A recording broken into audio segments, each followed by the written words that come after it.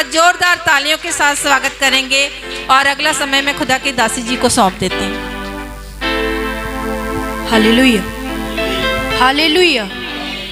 आओ सी अपनी अखां नूं बंद करिए, सिरां नूं झुकाइए और प्रार्थना दी हालत दे विच जावांगे।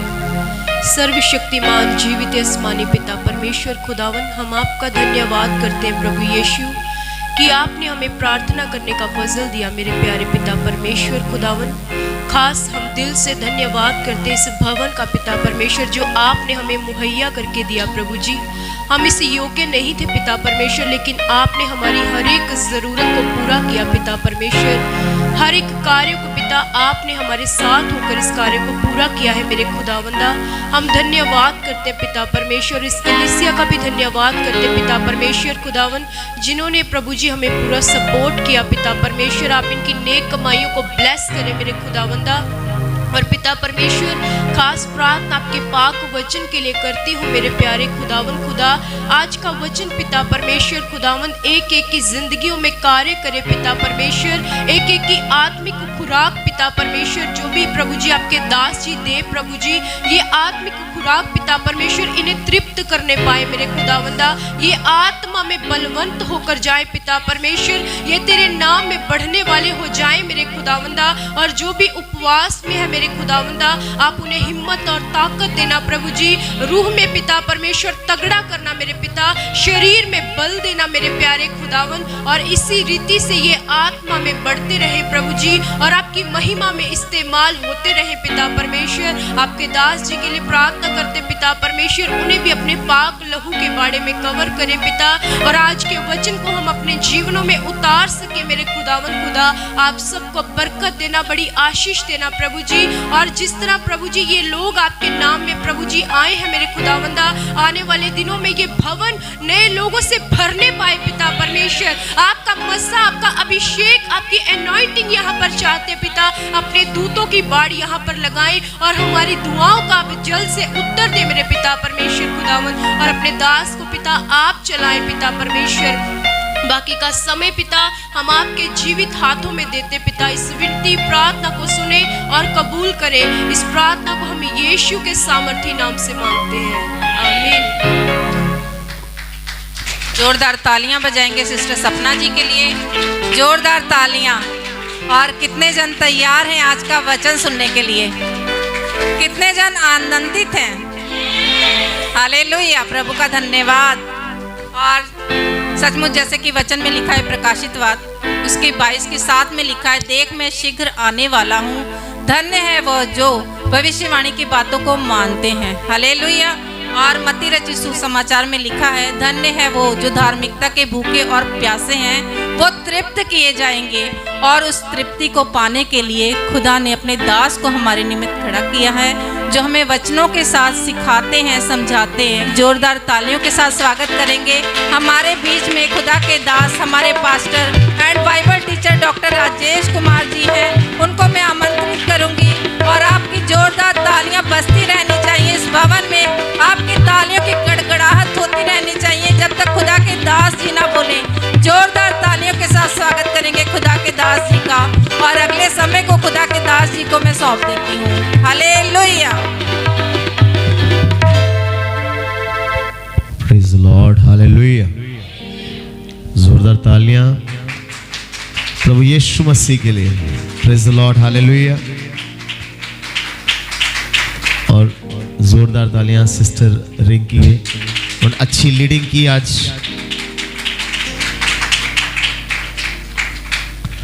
सिस्टर रिंकी की लीडिंग में आज मुझे इम्प्रूवमेंट नजर आई है। जोरदार तालियां बोलो, हालेलुया। आप सब लोग अपनी जगह पर विराजमान हो सकते हैं, बैठ सकते हैं।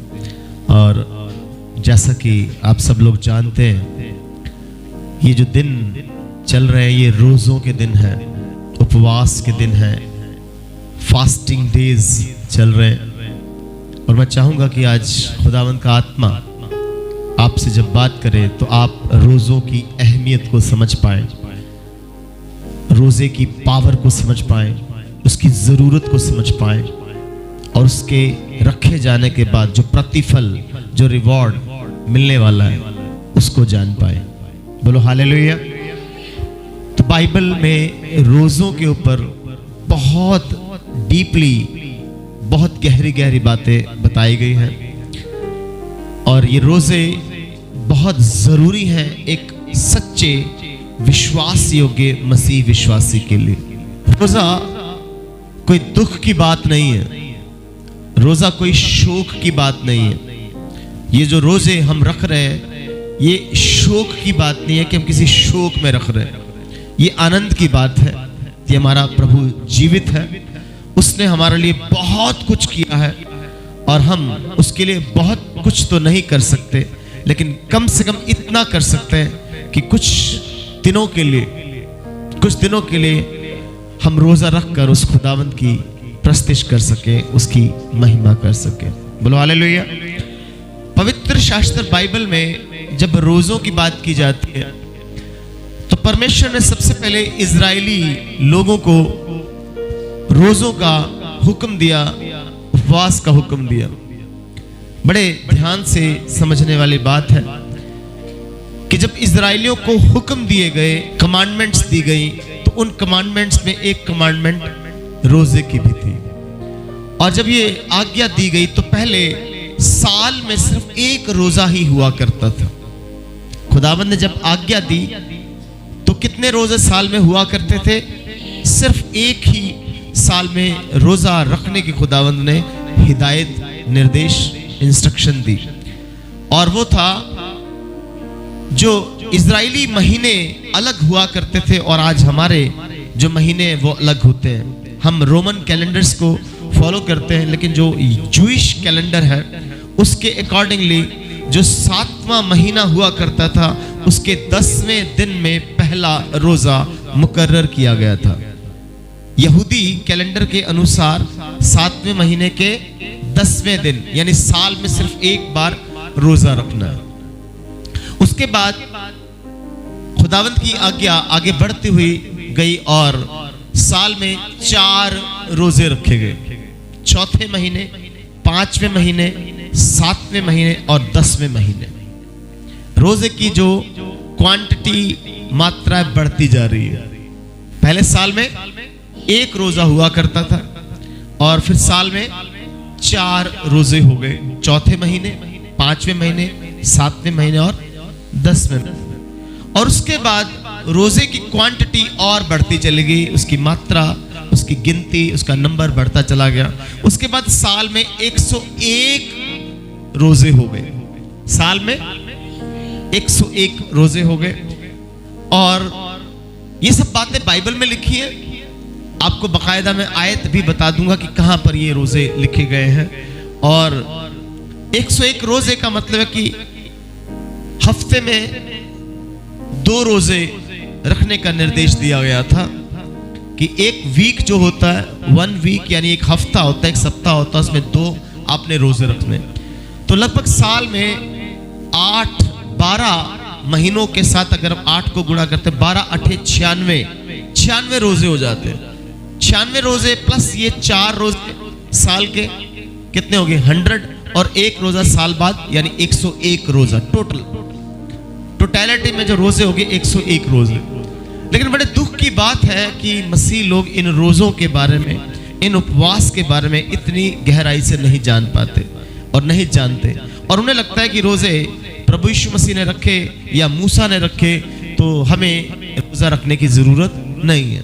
एक बात और भी आपको मैं क्लियर करता चलूं कि नए नियम में कहीं पर भी ये आज्ञा, ये हुक्म नहीं है कि आपको रोज़ा रखना कंपल्शन है, यानी कि रोज़ा रखना आपके लिए ज़रूरी है। ये बात नहीं लिखी गई। लेकिन ये भी नहीं लिखा गया कि आप रोज़ा ना रखें। बोलो हालेलुया। इस बात को समझना कि रोज़ा क्यों रखा जाता है, रोज़ा रखने के पीछे खुदावंद ने क्यों लोगों को कहा कि रोज़ा रखना बड़ा ज़रूरी है। जब हम एस्तर की कहानी पढ़ते तो एस्तर ने भी रोज़ा रखा कि नहीं रखा? बोलो हालेलुया। और डैनियल की जब पुस्तक पढ़ते हैं तो डैनियल ने भी रोज़े रखे। और जब आप योना नबी की पुस्तक पढ़ते हैं तो योना नबी जब निनवे में गया तो वहां पर राजा समेत वहां के पशुओं ने भी, इंसानों ने भी मिलकर क्या रखा? और वहां पर उपवास प्रार्थना की गई। जब हम एजरा की बुक पढ़ते हैं तो एजरा ने भी उपवास का प्रचार करवाया, रोजे का प्रचार करवाया, ठीक है। और नहेम्या ने भी रोजा रखा, रोजे का प्रचार किया। तो बाइबल उपवास के बारे में बहुत गहरी गहरी बातें बताती चली जाती है। लेकिन आज हमें समझना है कि रोजा क्यों रखना है, रोजे से क्या होने वाला है। एक बात बड़े ध्यान से समझ लेनी है। मान के चलिए कि ये बेटा है छोटा, जिसका नाम क्या है, फतेह। फतेह फतेह कहे थोड़ा बड़ा होकर अपनी मम्मा को बोले कि मम्मा मुझे साइकिल चाहिए, मुझे क्या चाहिए, और मम्मा बोले कि नहीं, जब तक तू 40 रोजे नहीं रखेगा तब तक तुझे साइकिल नहीं मिलेगी। ऐसा होता है। या उसके पापा वाले ने रोजे रखा तब तुझे। कुछ लोग इस तरीके से सोचते हैं कि हमारा जो पिता परमेश्वर है वो ऐसा नहीं है कि आप रोजे रखोगे तो वो सब कुछ देगा।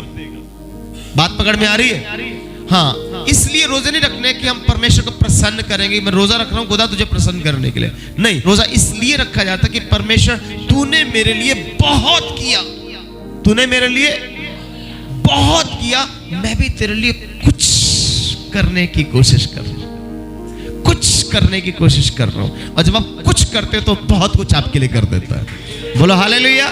जब आप कुछ एफर्ट करते हो तो बहुत बड़ा काम वो खुदा करता है। और बाइबल में इसके बारे में बहुत सारी बातों को लिखा हुआ है। हमने एजरा के बारे में पढ़ा। इजरायली लोग जब गुलामी में चले गए, बैबीलोन की गुलामी में चले गए, बैबीलोन के राजा नबूकदनेस्सर ने इजरायलियों पर हमला किया और उन्हें गुलाम बनाकर वो बैबीलोन लेकर गया। वहां पर वो 70 साल तक गुलाम रहे। कितने साल तक?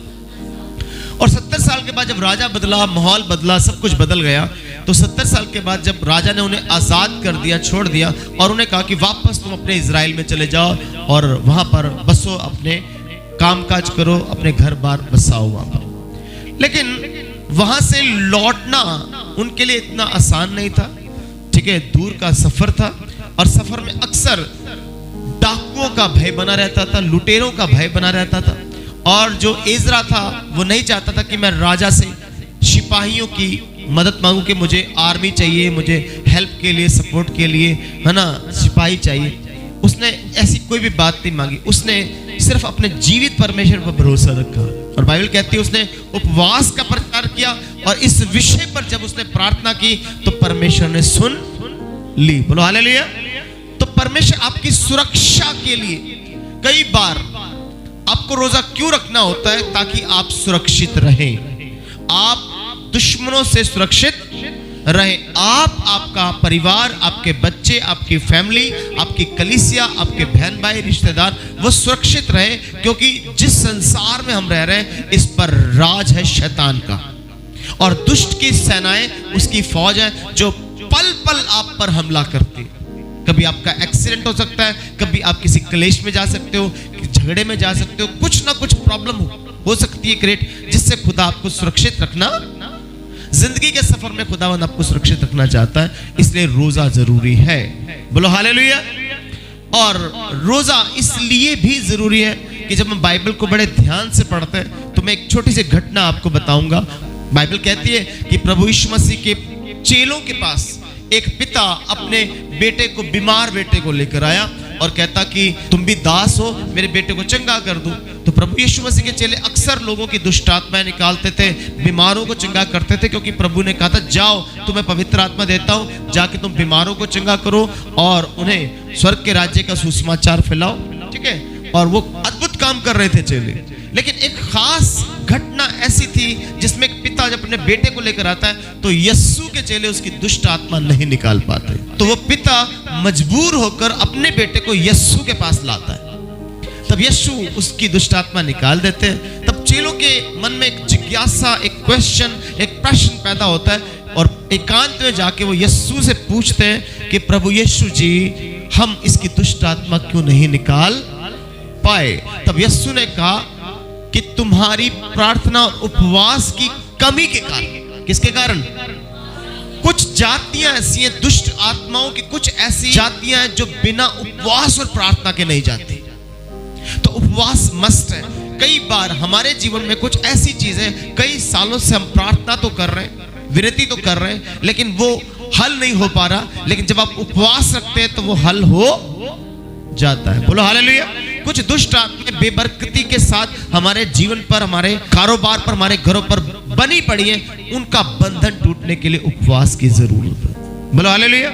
एक घटना बाइबल से मैं आपको समझाऊंगा, आप जब उसको सुनेंगे तो आपको समझ में आएगा उपवास में कितनी सामर्थ है। बोलो हालेलुया। और ये कोई बोझ नहीं है कि आप उपवास रखना है, ये एक आपकी एक मोहब्बत है खुदा के प्रति। बोलो हालेलुया। मैं जो उपवास रख रहा हूँ यहाँ पर, मैं रख रहा हूँ सपना उपवास में, यहाँ तक कि सिंथिया भी उपवास में, तो ये उपवास बोझ नहीं है हमारे लिए आनंद है। बोलो हालेलुया। उतना ही जोश, उतनी ही ताकत से हम काम कर रहे हैं। ये कोई नियम नहीं है कि हम जी सोग मना रहे हैं किसी का तो इसलिए उपवास रख रहे हैं। हम इसलिए उपवास मना रहे हैं कि हम यीशु मसीह को प्यार करते हैं, उसके प्यार को प्रकट करने के लिए हम उपवास रख रहे हैं। बोलो हालेलुया। तो पवित्र शास्त्र बाइबल में एक छोटी सी घटना है जिस पर हम थोड़ा सा ध्यान करेंगे। बाइबल में जो इजराइल था, इजराइल के 12 गोत्र थे। इजराइल के सबको पता है? उन 12 गोत्रों में एक जो सबसे छोटा गोत्र था उसका नाम था बिन्यामीन गोत्र। क्या था? बिन्यामीन गोत्र। तो परमेश्वर तो सब गोत्रों को बराबर बराबर इक्वली प्रेम करते थे, लेकिन धीरे धीरे जो ये गोत्र थे, ये 12 इजरायली गोत्र थे, इनकी आपस में प्यार मोहब्बत वो कम होता चला गया। आपस में एक दूसरे के प्रति क्या आ गई? नफरत आनी शुरू होगी। ऐसे हमारे परिवार में, हमारे रिश्तों में कई बार क्या होती है? कड़वाहट आनी शुरू हो जाती है। और इतनी कड़वाहट आ जाती है कि हम एक दूसरे को तबाह करने के लिए तैयार हो जाते हैं, यहाँ तक कि एक दूसरे से युद्ध करने के लिए तैयार हो जाते हैं। तो ऐसे ही इजरायली जो लोग थे, इनको थोड़ा समझना। 12 गोत्रों में से जो 2 गोत्र थे वो साउथ में रहते थे और 10 गोत्र नॉर्थ में रहा करते थे। नॉर्थ का मतलब उत्तर में रहा करते थे, और जो 2 गोत्र थे वो साउथ यानी दक्षिण में रहा करते थे। और धीरे धीरे इनके बीच में प्रॉब्लम आनी शुरू हुई, और इतनी प्रॉब्लम बढ़ गई कि एक दूसरे को खत्म करने लगे। लेकिन जब भी आपकी फैमिली में या आपके रिश्तों में कड़वाहट आए तो आप परमेश्वर की सलाह जरूर मांगे। किसकी सलाह? बोलो हालेलुया। तो परमेश्वर से बेहतर हमको कोई भी गाइड नहीं कर सकता। बोलो हालेलुया। तो जब इनका क्लैश बढ़ गया, इनकी आपस में दुश्मनी बढ़ गई, लड़ाई बढ़ गई, तो क्या हुआ? ये परमेश्वर की हजूरी में गए और परमेश्वर से पूछने लगे। पढ़ेंगे जरा। अब परमेश्वर की मंशा, परमेश्वर की इच्छा पूछने के लिए खुदावंद के पास जाते हैं और खुदावंद से पूछते हैं कि खुदावंद हम क्या करें? बिन्यामीन से लड़े कि ना लड़े, और लड़े तो हमला करने पहले कौन जाएगा? बड़े ध्यान से समझनी ये बात। इजराइली किसके पास गए? किसके पास गए? इजराइली उठकर परमेश्वर के पास गए। जैसे आप अपने घरों से उठकर यहां पर आए हैं, ऐसे इजराइली किसके पास गए? परमेश्वर के पास गए। और क्या कहने लगे? और इजराइलियों ने पूछा, इजराइलियों ने परमेश्वर से पूछा, हम में से कौन बिन्यामीन से लड़ने को पहले चढ़ाई? हम में से कौन पहले बिन्यामीन के साथ लड़ने के लिए चढ़ाई करेगा, अटैक करेगा, हमला करेगा? कौन जाएगा पहले? यहोवा ने कहा, यहूदा पहले चढ़ाई करेगा। ठीक है, तुम्हारे गोत्रों में से यहूदा गोत्र सबसे पहले क्या करेगा? चढ़ाई करेगा। चढ़ाई करेगा, अटैक करेगा, हमला करेगा। तब इजराइलियों ने सवेरे उठकर गीबा के सामने डेरे डाले। तब इजराइलियों ने सवेरे उठकर गीबा जो जगह थी वहां पर डेरे डाल लिए। और इजरायली पुरुष बिन्यामीनियों से लड़ने को निकल गए। और इजरायली जो पुरुष थे बिन्यामीनों से लड़ने के लिए निकल पड़े। और इजरायली पुरुषों ने उससे लड़ने को गीबा के विरुद्ध पाती बांधी। और उन्होंने उनसे लड़ने के लिए अपनी वहां पर एक चौकी निर्धारित कर दी, अपनी पाती बांधी। तब बिन्यामीनियों ने गीबा से निकल उसी दिन 22,000 इजरायली पुरुषों को मार के मिट्टी में मिला दिया। अब सोचो जरा, इजरायली खुदावंद से पूछने गए, खुदावंद की इच्छा पूछने गए। बोलो हालेलुया। और खुदावंद ने कहा तुम में से यहूदा गोत्र पहले जाएगा और हमला करेगा। तो इजरायली लोगों के बंदे मरने चाहिए थे कि बिन्यामीन के मरने चाहिए? कि कौन किसके पास गया? इजरायली खुदा के पास गए, बिन्यामीन तो नहीं गए। लेकिन बिन्यामीनों ने इजरायलियों के 22,000 लोग मार डाले। क्या समझ में आ रही बात? क्लियर हो रही बात? इजरायली जो खुदा के पास गए, खुदा से पूछा खुदा ने उत्तर दिया, फिर भी नुकसान हो गया। कई बार आप खुदा की हजूरी में आते हो, खुदा से पूछते हो और खुदा गाइड भी करता है, फिर भी आप जीतने की जगह हार जाते हो, आपका फायदा होने की जगह नुकसान हो जाता है। और यही शैतान की चाल है। आप कहते हो मैं गया चर्च, मैंने दुआ भी की, मैंने दान भी दिया, मैंने दशमांश भी दिया, रेगुलर संगति में अटेंड किया, पर मुझे फायदा होने की जगह क्या हो गया? तो मुझे खुदा के पास जाने की जरूरत नहीं। पॉइंट कैच कर रहे कि नहीं कर रहे? यहां पर मैसेज, यहां पर संदेश है हमारे लिए कि वो बिन्यामीनों से युद्ध करने के लिए खुदा की मर्जी पूछ रहे, और खुदा ने अपनी इच्छा बता भी दी। खुदा ने कहा तुम में से यहूदा अटैक करेगा। सुबह तैयारी करके जब अटैक करते हैं तो खुद के 22,000 बंदे मर जाते हैं। कितने बंदे मर गए? अपना नुकसान हो गया। इसको समझेंगे जरा। अब हुआ क्या कि 22,000 बंदे मर गए। अब खुदावंत को कह देना चाहिए ओके टाटा बाय बाय, तेरे ना साडा कुछ भी लेना देना। तेरे पास आए, दुआ की, प्रार्थना की, तेरी मर्जी पूछी, और तूने हमारा फायदा होने की जगह क्या कर दिया? नुकसान। पर इजराइली ऐसे, बोलो हालेलुया। सच्चा विश्वासी ऐसा नहीं होना चाहिए। नुकसान होने के बाद भी प्रभु की हजूरी छोड़नी। हाँ, वो किसके पास चले गए? शाम तक रोए। पहले तो सिर्फ प्रार्थना की खुदा के पास। पहला काम क्या किया? पहले सिर्फ प्रार्थना की खुदा की हजूरी में जाकर, अब वो रोए। पढ़ेंगे क्या लिखा वहां पर? तो भी इजरायली पुरुषों ने साहस करके उसी स्थान में जहां उन्होंने पहले दिन पाती बांधी थी, फिर पाती बांधी, और इजरायली जाकर सांझ तक यहोवा के सामने रोते रहे। क्या? पहले सिर्फ प्रार्थना की है, अब रोकर प्रार्थना की है। बड़े ध्यान से सुननी ये बात, बोलो हालेलुया। पहले इजराइलियों ने क्या किया? सिर्फ प्रार्थना, और 22,000 बंदे मर गए। अब क्या कर रहे हैं? अब रोकर प्रार्थना कर रहे हैं, चिल्लाकर प्रार्थना कर रहे, दुहाई देकर प्रार्थना कर रहे हैं। और आगे क्या हुआ? और ये कहकर यहोवा से पूछा, फिर यहोवा से पूछा, खुदावंत से पूछा कि हम में से बिन्यामीन पर हमला करने के लिए क्या करें? क्या हम अपने भाई बिन्यामीन से लड़ने को फिर पास जाएं? क्या अपने भाई, अभी भी पता भाई है हमारा, गोत्र है हमारा, खून है हमारा, लड़ने के लिए जाए कि ना जाए? यहोवा ने कहा हाँ, उन पर चढ़ाई करो। हाँ, खुदा फिर कह रहा कि जाओ और अटैक करो, हमला करो, उस पर अटैक करो। और आगे? तब दूसरे दिन इजरायली बिन्यामीनियों के निकट पहुंचे। ठीक, अब दूसरे दिन इजरायली बिन्यामीनों के पास गए। तब बिन्यामीनियों ने दूसरे दिन उनका सामना करने को गीबा से निकलकर फिर 18,000 इजरायली पुरुषों को मार के, जो सब के सब तलवार चलाने वाले थे, अब मिट्टी देखो, में मिला दिया। अब दोबारा फिर, पहले तो सिर्फ प्रार्थना की, खुदा के पास गए और 22,000 बंदों का नुकसान करवा लिया। अब रोकर प्रार्थना की। अब क्या किया? रोकर प्रार्थना की। अब फायदा होना चाहिए था, बल्कि और 18,000 बंदे और मर गए। पहले 22 और 18 कितने हो गए? 40,000। बोला हालेलुया। पहले 22,000 बंदे मर गए, अब 18,000 और मर गए। हम खुदा के पास आए, हमने दुआ की, खुदा से पूछा, फिर भी हमें फायदा होने की जगह क्या हो गया? मसीह लोग जब तक बाइबल को, खुदा के वचन को अच्छी तरीके नहीं पढ़ते, वो बार बार टूटेंगे। और कई लोग चले गए यीशु मसीह को छोड़कर, क्रिश्चियनिटी को, मसीहत को छोड़कर कई लोग चले गए। क्यों? क्योंकि उन्होंने बाइबल को ऐसे पढ़ा, ऐसे सीखा। अभी देखो इजरायली लोग हैं, नुकसान हो गया। खुदा के पास आए, खुदा की मर्जी पूछी, खुदा ने बता दिया यस जाओ अटैक करो, और 22,000 बंदा मर गए। नुकसान के बाद फिर खुदा के पास आए, अब रो रो के शाम तक दुहाई दे रहे, और खुदा कहता फिर अटैक करो। दूसरे दिन फिर अटैक किया, 18,000 बंदे मर गए। आगे पढ़ेंगे क्या लिखे? तब सब इजरायली वरन सब लोग बैतेल को गए। अब वो बैतेल को गए, ठीक है। आगे? और रोते हुए यहोवा के सामने बैठे रहे। अब फिर रोते। अब देखो नुकसान करता, हुण मैं चर्च नहीं जाना, चर्च इतना हो गया, चर्च साढ़े तो कोई फायदा नहीं होया, साढ़े तो नुकसान हो गया, अब पानी जाना चर्च। ऐसा किया इजरायलियों ने।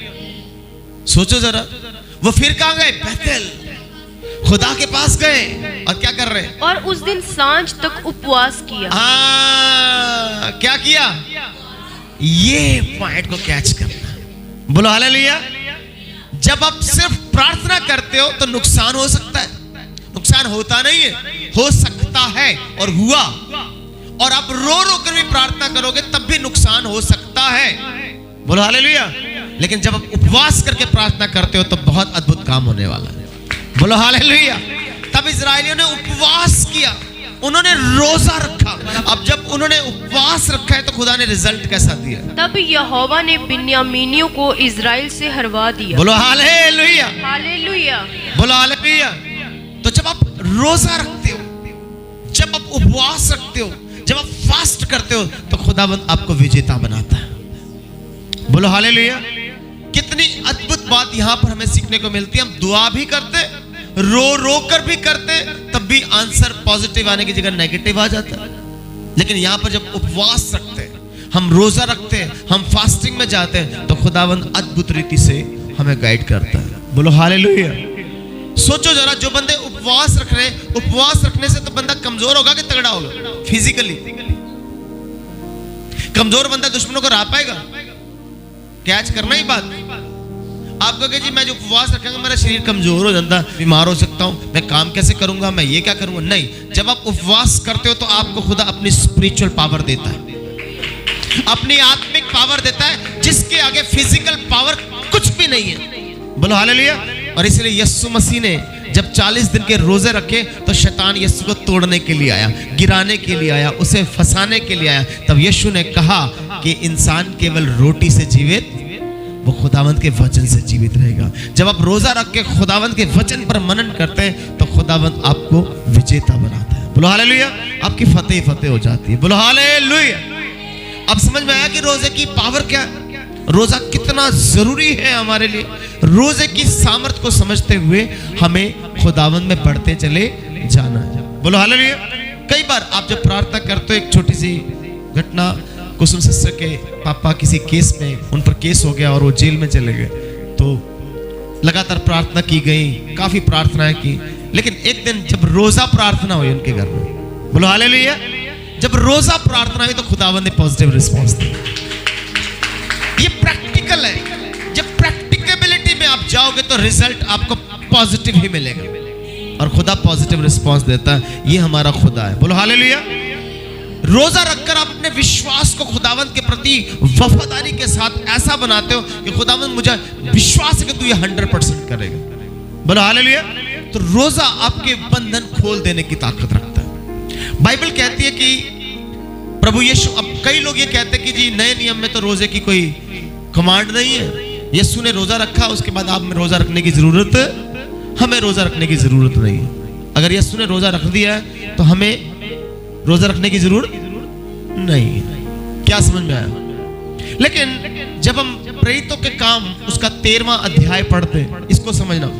कोई आपसे पूछ ही ले कि यीशु मसीह ने तो 40 रोजे रखे और हमें आज रखने की जरूरत नहीं है, यीशु के चेले तो रोजा रखते नहीं थे। मैंने अभी एक आपको इंसिडेंट बताया कि यीशु के चेले की कहते कि हम वो दुष्ट आत्मा क्यों नहीं निकाल पाए।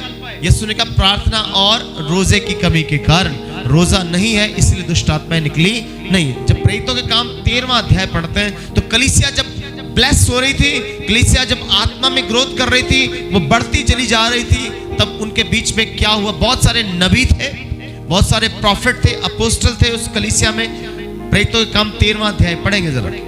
जब वो क्या कर रहे थे? उपवास सहित, उपवास के साथ प्रार्थना कर रहे थे, प्रभु की उपासना कर रहे थे। अब इसको समझो जरा। चेले यीशु के बाद उपवास करना भूल गए थे, चेलों ने छोड़ दिया था उपवास करना। हाँ, जब उपवास सहित क्या कर रहे थे? प्रार्थना कर रहे थे, तो पवित्र आत्मा ने उन पर प्रकट किया कि मेरे मकसद के लिए पौलुस को, जिसका नाम शाऊल था पहले, उसको और बरनबास को अलग किया जाए। बोलो हालेलुया। तो जब आप उपवास करते हो तो खुदावंद आपको अपना मिशन पूरा करने के लिए अपना विजन प्रकट करता है। बोलो हालेलुया। पढ़ने जरा क्या लिखा है। तो पवित्र आत्मा ने कहा, पवित्र आत्मा ने कहा मेरे लिए बरनबास और शाऊल को उस काम के लिए अलग करो, उस काम के लिए अलग करो जिसके लिए मैंने उन्हें चुना है, जिसके लिए मैंने उन्हें बुलाया है। बोलो हालेलुया। और आगे, तब उन्होंने उपवास और प्रार्थना करके, तब उन्होंने क्या किया? सिंपल प्रार्थना की जा सकती थी पर उन्होंने क्या किया? उपवास प्रार्थना की। इसका मतलब जब आप किसी बात में क्लियर नहीं होते हो, आप डाउटफुल होते हो, आपको पता नहीं चलता करें या ना करें, तो आपको क्लैरिटी उपवास देता है। उपवास में पवित्र आत्मा आपको क्लैरिटी देता कि ये काम करना चाहिए कि नहीं करना चाहिए। बोलो हालेलुया। तो यहाँ पर क्लैरिटी क्या मिली कि बरनबास और पौलुस को क्या कर दिया जाए?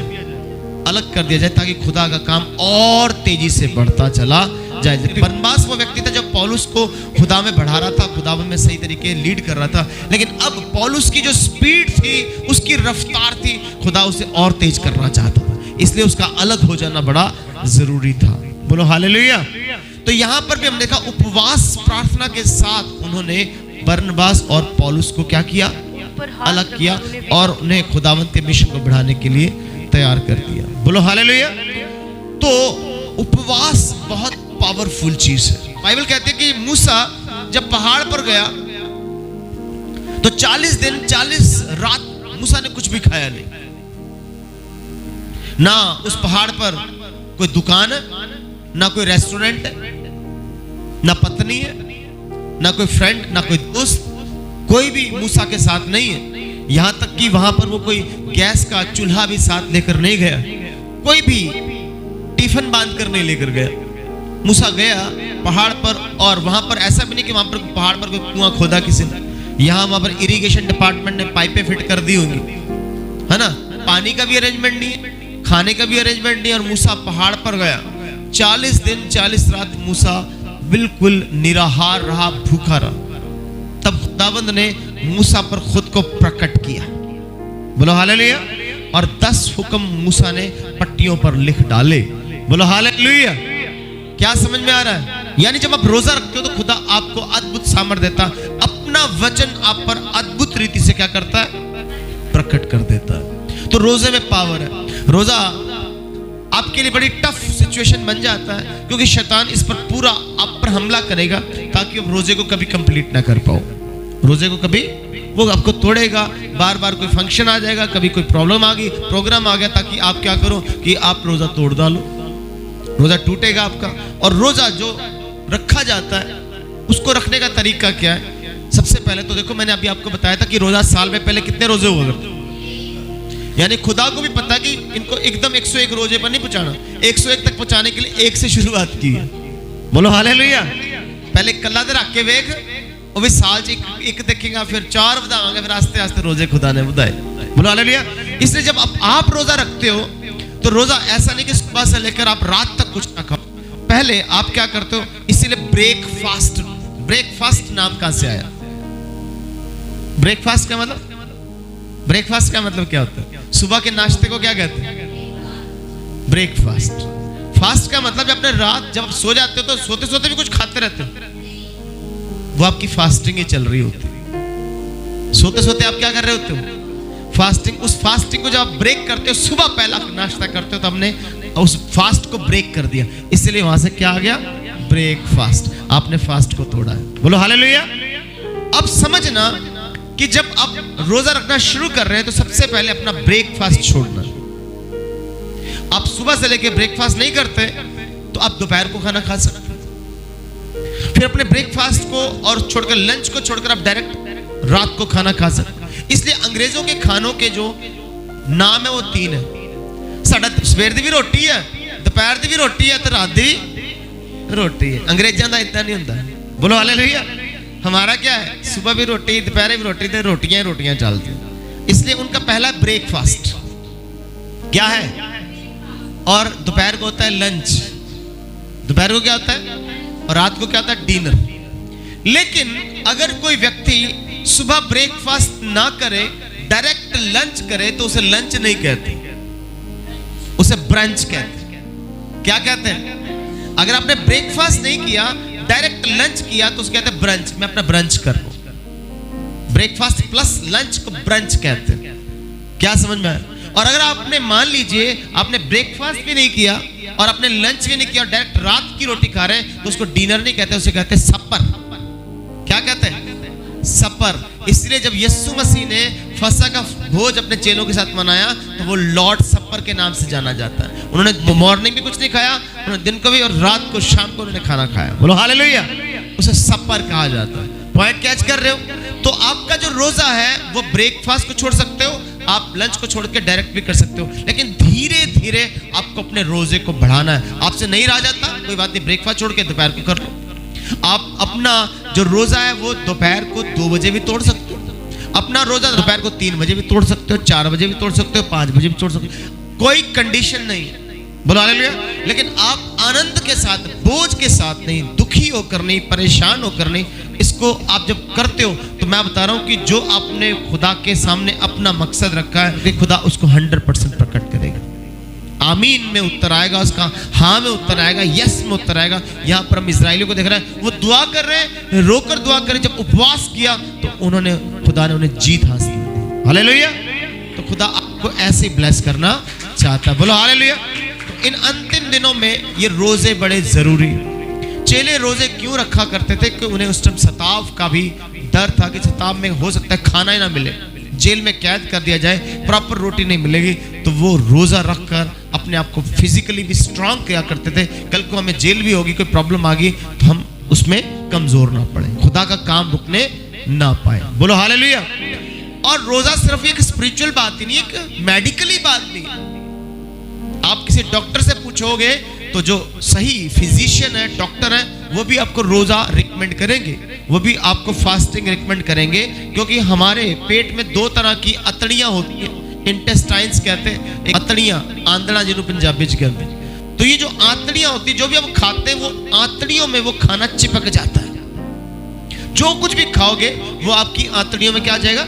चिपक जाएगा। बेशक आप फ्रेश होने जाते हो, टॉयलेट जाते हो, लेकिन पूरी तरह से वो आंतड़ियां साफ नहीं होती। और जब आप रोजा रखते हो तो रोजा रखने के साथ वो आंतड़ियां भी साफ हो जाती हैं। और मेडिकल साइंस कहती है कि रोजा रखने से आप ज्यादा हेल्दी रहते हो। हेल्दी मतलब आपका स्वास्थ्य अच्छा रहता है, बोलो हालेलुया।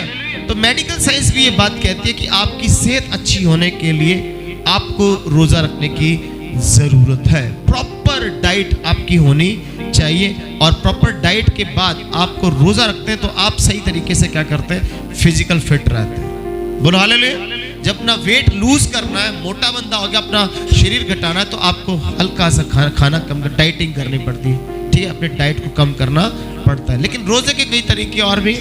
रोजे का मतलब बाइबल में जो रोजे हुआ करते थे इसको समझना बड़ा जरूरी है। बाइबल में बहुत तरह के रोजे, मैं इतने ज्यादा डीपली आपको उनको बताना नहीं चाहता हूँ, पर थोड़ी थोड़ी बातें बताऊंगा आपको कि बाइबल में रोजे अलग अलग तरह के रोजे थे। उनमें से एक रोजा ये भी था कि जो खास किस्म का खाना है उसको छोड़ना भी रोजा था। खाना तो खाना है, लेकिन खास किस्म का भोजन नहीं करना वो भी रोजा था। कितने लोग ध्यान से सुन रहे, मैं क्या बता रहा हूं? रोटी तो खानी है आपने, लेकिन खास किस्म की, मटन छोड़ देना, मुर्गा छोड़ देना, है ना, चिकन छोड़ देना, मटन छोड़ देना, स्वादिष्ट भोजन जो थे वो छोड़कर आम सादा सा भोजन खाना, वो भी एक रोजा हुआ करता। मेरी बात समझ में आ रही कि नहीं आ रही? क्या समझा रहा हूं? सादा तो खा सकते हैं, लेकिन खास किस्म का भोजन छोड़ना भी एक रोजा ही हुआ करता था। वो रोजा है डैनियल की किताब में। डैनियल ने कहा कि हम राजा के द्वारा पका हुआ जो भोजन था उसको हम नहीं खाएंगे, लेकिन हम साग पात ही। इसका मतलब ये भी एक रोजा था, बोलो हालेलुया। नहीं कैच कर रहे बात? कैच हुई बात? ऐसे वो भी एक रोजा था। लेकिन एक रोजा होता कि आप कंप्लीट भोजन छोड़ना, कंप्लीट भोजन छोड़ना। लेकिन धीरे धीरे जब आप खाना छोड़ने लगे, यानी इजरायली जब धीरे धीरे भोजन छोड़ने लगे, तो धीरे धीरे उन्होंने इसको रिवाज बना लिया। रोजे को उन्होंने सीरियस नहीं लिया, रोजे को उन्होंने वैसा नहीं लिया जैसा रोजा था। रोजे के दिन वो अपने नौकरों को भी भूखा रखते थे। क्या समझा? मान के चलिए आपकी फैमिली है, आपकी फैमिली में लेडीज है, लेडीज कहेगी मेरा तो भी रोजा आज तो रोटी किचन च बननी, पूरा टब्बर का रोजा। ओ पता नहीं बच्चों का रोजा रखने का मन है कि नहीं, वो रख सकते हैं कि नहीं रख सकते, पति रोजा रख सकता है कि नहीं रख सकता। तो और रोजा आप किसी पर थोप नहीं सकते। रोजा कंपल्शन नहीं है, मैंने आपने शुरू में बताया। रोजा आपकी अंदर की एक इच्छा है, आपकी एक स्पिरिचुअल ग्रोथ के लिए, आपका इश्क है खुदा के साथ, आपकी मोहब्बत है खुदा के साथ, बोलो हालेलुया। आपने रोजा रखने के लिए किसी को मजबूर नहीं करना, गाइड कर सकते। क्या समझा? मैं आपको रोजा रखने के लिए मजबूर नहीं कर रहा हूं, मैं आपको गाइड कर रहा हूं कि आपकी ब्लेसिंग छुपी हुई है इसमें, आपकी बरकत छुपी हुई है इसमें। ये आपकी मर्जी है आपने रोजा रखना है कि नहीं रखना है।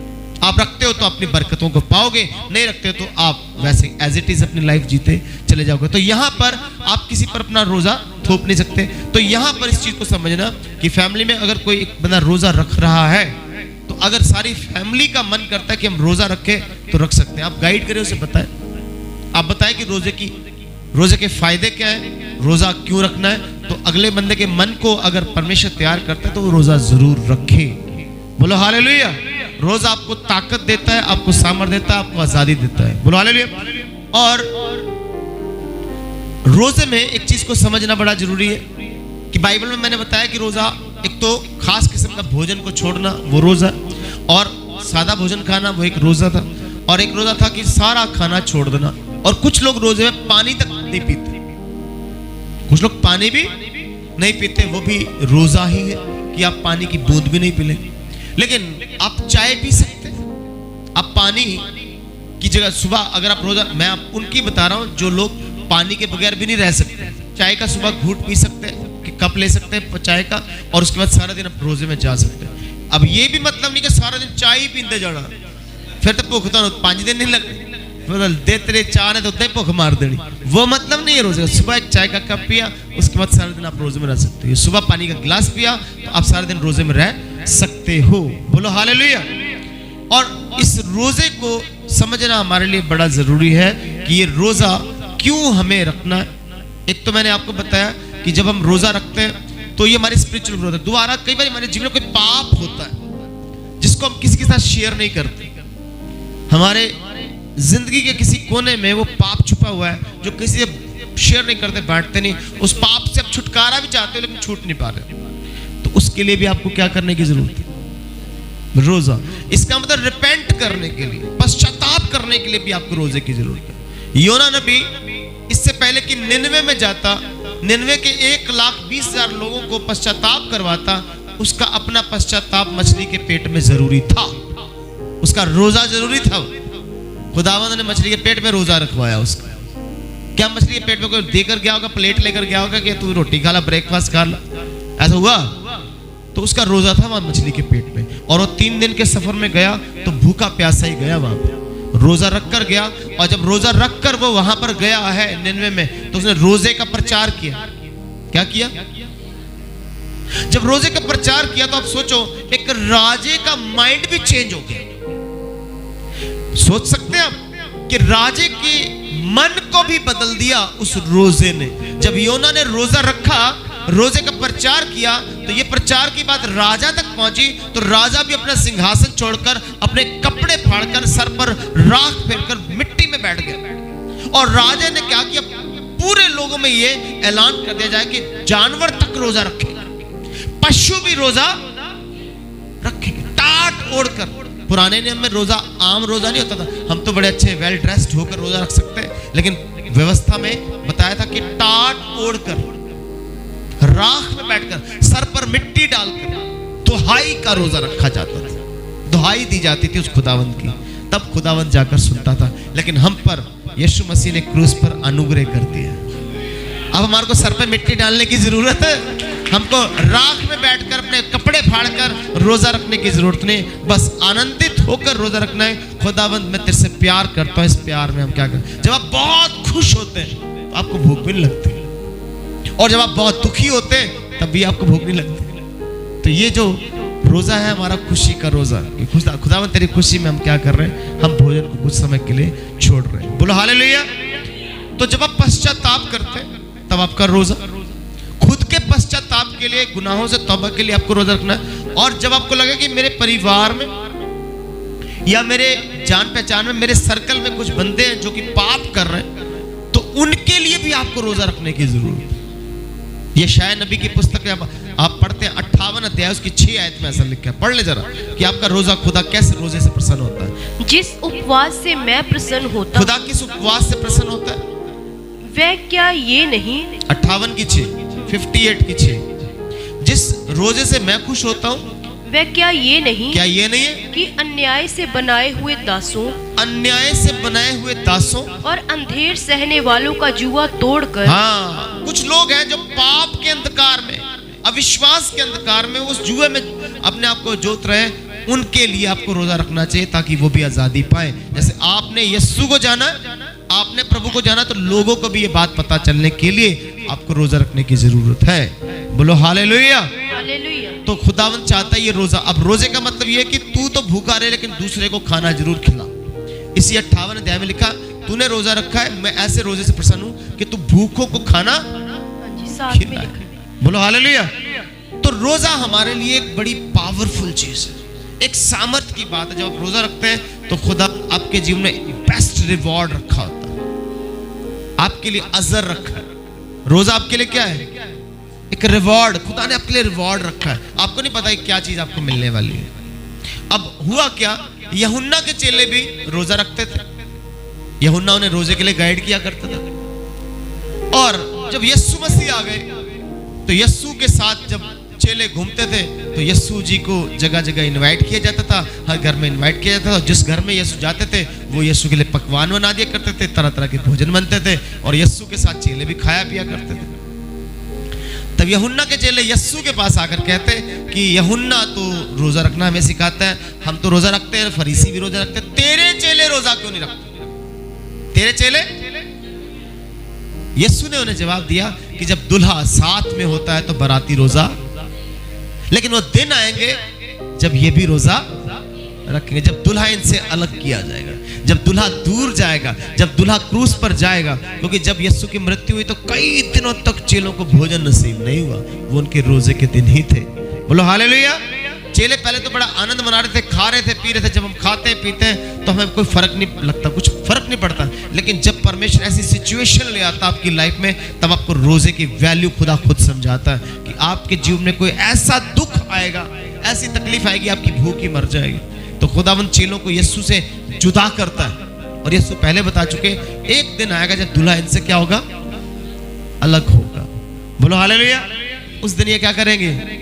रोजा रखेंगे। और चेलों ने रखा रोजा, चेलों ने रोजे रख रख के अपनी सेवकाई को आगे बढ़ाया, खुदा के काम को आगे बढ़ाया। और अद्भुत रीति से अगर चेले रोजा नहीं रखते, चेले रोजा रखकर खुदा की दुआ नहीं करते, प्रभु के आगे नहीं बढ़ते, तो आज आप लोग इस भवन में मौजूद।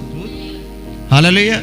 उन्होंने किया तो आज हम यहाँ पर खुदा के भवन में आकर हमने यीशु को कबूल किया, हमने अपना जीवन सुख किया। इसका मतलब उनके रोजों की पावर आज हम यहाँ पर फ्रूट के रूप में, फल के रूप में देख रहे हैं। तो अगर आज आप रोजा देखोगे तो आने वाले कई सालों में आप एक फ्रूट को देखोगे। बोलो हालेलुया। आपके बच्चों के जीवन में आप उस फ्रूट को देखोगे। आप रोजा रखते हो तो खुदावंद आपके बच्चों के जीवन में भी वो भी पावर डालेगा कि नहीं, रोजा हमारे लिए जरूरी है। लेकिन होता क्या है, जब आप रोजा रखते हो तो भूख बहुत ज्यादा लगती है, कड़ी मुड़ी इतनी आनंद है। आपके सामने बार बार फ्राई चिकन रख दिया, किसी ने जी मटन बना के रखता, ठीक है, तुम्हारे सामने सब्जी गर्म की जाएगी, है ना, फटाफट जी होते सब्जी गर्म हो रही तो उसकी खुशबू, भीनी भीनी खुशबू आ रही है, तो बंदा कहता वो है यार आज रोजा रख पंगे ला ले, आते आइटम में बड़ी तगड़ी है। ये आपका टेस्ट है, ये आपकी टेम्पटेशन है। बोलो हालेलुया। वो कहता चढ़ो पर प्रभु जी मैंने माफ करो, तो एक रोज ते सारे पाप माफ किते, ये भी कर दो, चलो मैं खा ही लूंगा, ठीक है। तो ये चीज जो है आपकी, ये ठीक नहीं है। हालेलुया। ये टेम्पटेशन है आपकी। यीशु मसीह 40 दिन 40 रात क्या हुआ? शैतान ने नहीं क्या हुआ, उसने पत्थर तक को रोटी के रूप में दिखा दिया। यीशु को ये नहीं कहता पत्थरों को रोटी बना, कहता पत्थरों को देख, इस पर इमेजिन कर, इस पर कल्पना कर कि ये रोटी की तरफ लग रहे कि नहीं लग रहे, परोठे लग रहे कि नहीं लग रहे, ये पिज्जा लगता कि नहीं लगता, चेता कराई जाता। यीशु को 40 दिन तक के बाद भूख लगी, लेकिन उसे भूख लगी, यीशु को भूखा है। फिर वो क्या कर रहा है, देख तो गोल गोल रोटियां, गोल गोल परोठे देख। और यीशु मसीह ने क्या, इंसान केवल जीवित रोटी से नहीं जीवित रहेगा। बोलो हालेलुया। आप करके देखें। और मैं फिर बता रहा हूं कि अगर आप बीमार हैं, आपकी मेडिसिन चलती है, दवाई चल रही है रेगुलर, तो आप रोजा ना रखें। अगर कोई बहन प्रेग्नेंट है तो वो रोजा ना रखें। बोलो हालेलुया। लेकिन अगर आप रोजा रख सकते हैं, दवाई चल रही है, अगर आप एक वक्त का भोजन छोड़ सकते हैं, 2 वक्त का भोजन छोड़ सकते हैं, तो आप रोजा रख सकते हैं। मैं बताऊं, जिस दिन सपना मैं जम्मू से वापस आया तो मुझे बुखार हो गया, तो मैं मेडिसिन लेके आया, 3 टाइप की मेडिसिन दे दी। अगले दिन से रोजे भी थे। फिर मैंने क्या किया, मैंने रोजा रखा और रात को खाना खाने के बाद मेडिसिन। अभी 3 दिन से मैं रात को एक टाइम, 3 वक्त की जो मेडिसिन थी एक टाइम खाई और कंटिन्यू रोजा ही रखा। सॉल्यूशन है उस चीज का। मैंने ब्रेकफास्ट भी नहीं किया, लंच भी नहीं किया, रात को जब खाना हुआ, खाने के बाद मैंने वो मेडिसिन ली, ठीक है, और मेरा बुखार भी ठीक है, मैं बिल्कुल ठीक हूँ। तो कहने का मतलब आप उसको एक्सक्यूज ना बनाए कि मेरी मेडिसिन चल रही है तो मैं तो रख नहीं सकता। मैं ये भी आपको बता रहा हूँ कि कंपल्शन नहीं है, आप पर बोझ नहीं है, आप पर थोपा नहीं जा रहा, लेकिन आपको रोजा रखना चाहिए खुदा के प्रेम को प्रकट करने के लिए।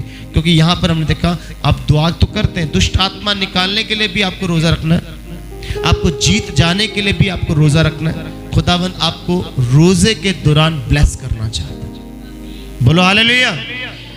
क्योंकि कुछ चीजें ऐसी हैं जो रुकी हुई हैं हमारी, जैसे मैं इजरायली लोग क्या करें, खुदा के पास भी जा रहे, 22,000 बंदे मरवा लिए, फिर खुदा के पास गए 18,000 बंदे मरवा लिए। खुदा उन्हें रोजे की वैल्यू समझाना चाहता था, खुदा उन्हें उपवास की वैल्यू समझाना चाहता था। ऐसा नहीं कि खुदा कहे कि तुम रोजा रखोगे, रोजा रखने के बाद इंसान कमजोर होता है, खुदा ने उन्हें जिता दिया। आप कमजोर नहीं होते, आपको खुदा गवाही के साथ खड़ा करेगा। बोलो हालेलुया, हालेलुया। कितने लोगों को समझ में आया कि रोजा क्या चीज है? ठीक है, और इसके ऊपर और भी डीपली बातें नेक्स्ट वीक हम रोजे के ऊपर और गहराई में बातें करेंगे कि रोजा जो है वो आपकी लाइफ में बड़ा जरूरी है। कंपल्शन नहीं है, बट इट्स नेसेसरी, ये आपके लिए जरूरी है। आपको लगता है रोजा रखें तो आपके बच्चे भी आपके इस जीवन को देखकर उनका जीवन बदलने वाला है, आपका परिवार चेंज होगा, आप अद्भुत अद्भुत गवाहियों को, टेस्टिमनीज को देखने पाएंगे। आइए अपनी आंखें बंद करें और हम प्रार्थना में जाएं, अपने सिर को उस खुदावंत के आगे झुकाएं और खुदावंत का धन्यवाद करें कि जो लोग रोजे पर हैं खुदा उन्हें अपनी स्पिरिचुअल सामर्थ्य से भरे, और जो रोजा नहीं रख पा रहे अभी खुदा उनके मनों को चेंज करे और वो भी रोजा रखें। पिता परमेश्वर सबको ब्लेस करे। प्रभु यीशु मसीह आपके बेटे यीशु के वसीले से जो भी रोजे के विषय में वचनों से आपने बातें हमें सिखाई हैं, समझाई हैं पिता, उन्हें सुनकर सिर्फ सुनने वाले ही ना बने, उस पर हम अमल भी लाएं, उसको हम प्रैक्टिकल शेप दे प्रभु जी। और पिता आप सामर्थ्य दें, अनुग्रह करें पिता परमेश्वर कि आपके बच्चे रोजे में बढ़ते चले जाए, उपवास में बढ़ते चले जाए। जैसे हमारे लिए विश्वास करना जरूरी है प्रभु जी, जैसे हमारे लिए संगति में आना जरूरी है प्रभु जी, जैसे हमारे लिए वचन पढ़ना, समझना, चलना उस पर जरूरी है पिता, वैसे हमारे लिए उपवास, रोजा, फास्टिंग भी जरूरी है प्रभु जी। ये सब चीजें पिता मिलकर हमें एक आत्मिक विश्वासी बनाती है, वफादार विश्वासी बनाती है पिता। और इस विश्वास के लिए आप अनुग्रहित करें, आप फजल करें, आप ग्रेस उंडेलें प्रभु जी, और आप उंडेल चुके प्रभु जी। सारा आदर आपको देते हैं पिता, सारी महिमा आप ही को देते हुए इस विनती निवेदन प्रार्थना को विश्वास के साथ यीशु नाम में मांग लेते हैं। आमीन, हालेलुया।